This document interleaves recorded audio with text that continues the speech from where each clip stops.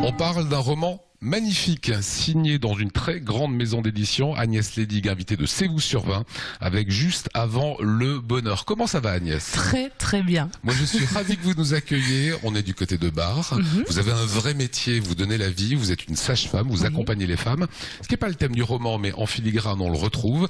Vous avez eu le coup de cœur du Grand Prix des lectrices de Femmes Actuelles, autrement dit voilà, c'est de la presse féminine qui sait reconnaître les grands auteurs. Comment est-ce que vous c'était pour le premier roman. Ça c'était pour le premier. Ouais. Comment êtes-vous arrivé à l'écriture?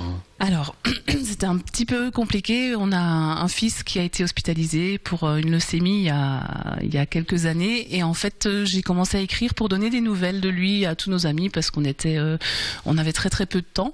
Et donc, je faisais un bulletin tous les dimanches pour raconter, expliquer ce qui se passait et puis transmettre aussi la joie de vivre qu'il avait à ce moment-là.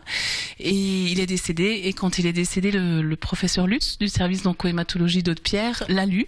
Enfin, a lu tous les bulletins et il me les a rendus en disant faut pas laisser ça dans un tiroir, vous savez écrire, vous allez faire du bien aux gens. Et ça a été vraiment le déclic. Voilà, il avait raison.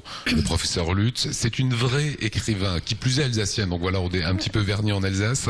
Je voudrais qu'on explique juste avant le bonheur l'histoire de cette jeune femme, une vingtaine d'années, caissière.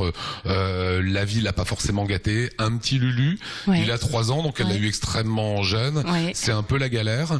Et un jour, il y a ce quinquagénaire Paul qui arrive dans le supermarché et va naître une très belle histoire d'amitié, d'amour, mais d'amour-amitié. Voilà, d'amour sans relation de couple. Voilà. J'aime imaginer des histoires comme ça qui sont belles parce que ça peut arriver. Moi, je pense que ça peut arriver et sur rien. Il a vu une larme sur sa joue, il s'est dit je vais à cette caisse-là, il engage la conversation et il ressent quelque chose. Et c'est parti. Voilà, galerie de portraits. Ce monsieur Paul a un fils, une trentaine d'années, médecin de campagne. Lui aussi un peu brisé par la vie, par des expériences dramatiques. Oui, sa femme qui s'est suicidée quelques mois avant, et donc il n'arrive pas à refaire surface. Et donc Paul invite Julie et son petit à partir en Bretagne en vacances avec eux pour se ressourcer.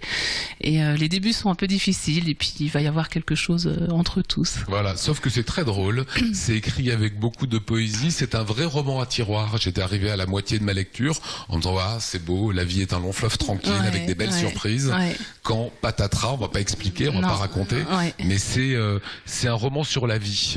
Parce que la vie est plus forte que tout, et c'est ce que j'avais envie d'écrire. Malgré tout ce qui peut arriver et les pires choses, on s'en sort, on remonte à la surface et on recommence. Il faut jamais rien lâcher, c'est le proverbe arabe qui le dit. Oui, ne baisse pas les bras, tu risquerais de le faire 2 secondes avant le miracle. Voilà, et le miracle peut s'accomplir. Vous êtes sage-femme, on est chez vous, voilà, c'est un endroit un peu atypique pour une interview littéraire. Cette sage-femme, on la retrouve dans le roman. Alors ça c'est mes petits clins d'œil. J'ai décidé de mettre une sage-femme dans chaque roman. Donc il y en avait une dans le premier, il y en a une dans celui-là, il y en aura une dans le prochain. Et voilà, c'est une façon de parler de notre profession qui est très très peu connue. Et puis c'est mon petit clin d'œil. Mais je sépare bien les deux choses. C'est-à-dire, je suis d'un côté écrivain, c'est un personnage qui arrive à un moment. Par contre, qui pose les vraies questions de sage-femme. En tout cas, vous allez me le confirmer. Quel est votre âge, mademoiselle, à sa nouvelle patiente, votre nom, votre numéro de sécu, et est-ce que vous avez été battue? Oui. Des questions comme cela. C'est dans les dossiers. Moi, je le demande systématiquement. J'ouvre la porte pour permettre aux gens, aux femmes de s'exprimer.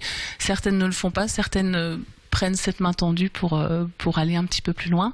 Et effectivement, ce que je raconte dans le roman, c'est ce que je fais moi dans mon métier. On découvre également que l'héroïne de ce roman, Juste avant le bonheur, est contre l'acharnement thérapeutique. Oui. Ça c'était. Alors c'est une partie un petit peu personnelle dans la façon de voir les choses, mais à un moment donné, je pense qu'il faut se dire stop. On peut pas aller plus loin que ce que la vie décide, en fait. C'est des analyses sur les garçons, les filles. On pense pas de la même façon. Les garçons ne racontent pas leur petit malheur, ne pleurent pas. Ne pleure pas, t'es un homme. Ça, ils l'entendent depuis tout petit, alors que j'en ai discuté avec des amis qui disaient mais c'est vrai, enfin ce que tu écris c'est vrai. Pourquoi on pleurerait pas? Ça fait du bien et pourquoi pas? Et j'aime bien aller contre ce que la société pense et ce qu'elle essaie d'inculquer aux gens, parce que je pense qu'il y a autre chose derrière. Vous écrivez c'est vrai, c'est ridicule un homme qui se confie. C'est pour ça qu'ils ne le font pas. Les femmes ont juste compris que le ridicule ne tue pas et que parfois même ça fait du bien. Pas être ridicule, de dire ce qu'on a sur le cœur. Les hommes en ont aussi un, non? Tout à fait. Non. Voilà. Très très beau roman. C'est un roman qui fait plaisir, qui donne du plaisir. C'est même un roman adapté au cinéma, curieusement. Ils essayent de vendre les droits, hein. Chez Albin Michel, ils y travaillent. J'ai une équipe formidable derrière moi. C'est vraiment un bonheur de travailler avec eux. Et forcément, ce serait formidable. Une écrivain est née juste avant le bonheur, avec cette petite phrase que j'ai bien aimée. Juste avant le bonheur fait partie de ces trop rares livres qu'on a envie de rouvrir à peine refermés, tout simplement parce qu'ils font du bien. Voilà, ça vous fait du bien d'écrire? Énormément. C'est thérapeutique quelque part, et puis et de voir que je fais du bien aux gens quand ils le lisent, c'est décuplé. Merci à vous, Agnès Ledig. Merci. On va repasser par nos studios. C'était le vrai coup de cœur aujourd'hui de la rédaction d'Alsace 20.